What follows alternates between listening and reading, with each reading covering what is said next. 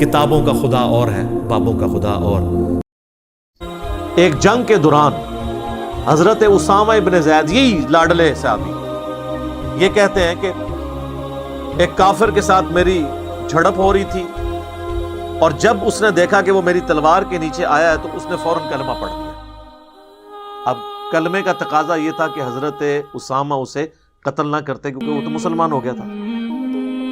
تھوڑی دیر پہلے جو جنگ تھی وہ تو اس وجہ سے تھی کہ اللہ کے لیے، جب اس نے کلمہ ہی پڑھ لیا تو بات ہی ختم ہو گئی۔ صحیح مسلم میں حدیث ہے کہ اسلام قبول کرنا پچھلے کے سارے گناہوں کو معاف کر دیتا ہے۔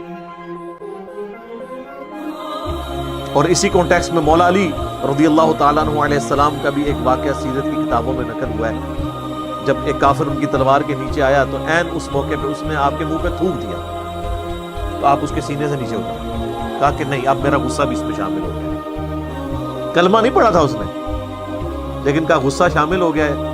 جب اللہ کے ساتھ کسی اور کی نیت ہوگی، یعنی میرے نفس کی، تو اب یہ عمل اللہ کے لیے خاص نہیں رہا۔ تو وہ آپ کے اخلاق سے اتنا متاثر ہوا کہ اس نے کلمہ ہی پڑھ لیا۔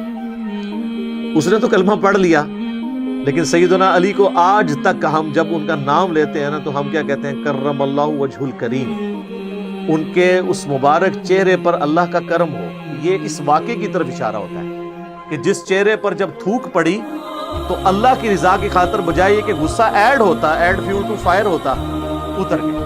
تو ان کے چہرے کو آج تک سارے مسلمان دنیا کے دعائیں دیتے ہیں کہ کیا چہرہ تھا جی، کہ جس پہ تھوک پڑی ہے تو غصے میں اضافہ نہیں ہوا، غصہ ہی تھوک دیا، اور اس کی برکت سے ایک شخص جہنم کے کنارے پر پہنچ کے جنت میں چلا گیا۔ اس کی بھی خوش نصیبی دیکھیں۔ تو یہ بخاری مسلم کے الفاظ ہیں کہ اسامہ ابن زید رضی اللہ تعالیٰ عنہ نے جب اس نے کلمہ پڑھا تو انہوں نے وہی سمجھا جو ہم بھی سمجھتے ہیں کہ یہ ڈر گیا اس لیے کلمہ پڑھ رہا ہے۔ انہوں نے اس کی گردن کاٹ دی، لیکن بعد میں ضمیر ملامت کر رہا تھا کہ یار مجھ سے لگتا ہے غلط ہو گیا۔ تو خود ہی جا کے نا ایک دن حضور صلی اللہ علیہ وآلہ وسلم سے عرض کی کہ اللہ کے نبی، اس طرح یہ واقعہ ہوا تھا، میں نے تو اس کو قتل کر دیا۔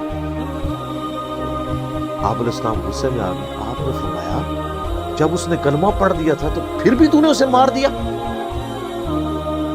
تو انہوں نے عرض کی کہ اللہ کے رسول، اس نے ڈر کے کلمہ پڑھا تھا،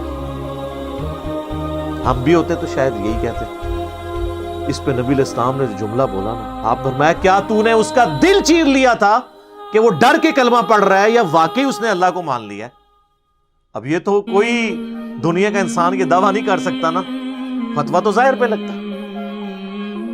اور اسامہ ابن زید کہتے ہیں کہ نبی علیہ السلام نے جب مجھے ڈانٹا تو آپ نے پھر ساتھ ایک جملہ بار بار ریپیٹ کیا، اسامہ تو کیا کرے گا جب قیامت والے دن وہ شخص اللہ کی بارگاہ میں کلمہ پڑھتا ہوا تیرے خلاف مقدمہ دائر کر دے گا؟ اسامہ تو کیا کرے گا؟ اسامہ تو کیا کرے گا؟ اسامہ تو کیا کرے گا؟ یہ جملہ آپ اتنی دفعہ ریپیٹ کرتے رہے کہ حضرت اسامہ کہتے ہیں میرے دل میں خواہش ہوئی کہ کاش میں آج سے پہلے کافر ہوتا، آج ہی کلمہ پڑھ کے مسلمان ہوتا، کم از کم میرا یہ گناہ تو دور جاتا۔ کاش رسول اللہ خاموش ہو جاتے جب بار بار جملے کو ریپیٹ کر رہے تھے۔ تو یہ اللہ کی حد ٹوٹی نا، تو نبی علیہ السلام نے کوئی لحاظ نہیں کیا۔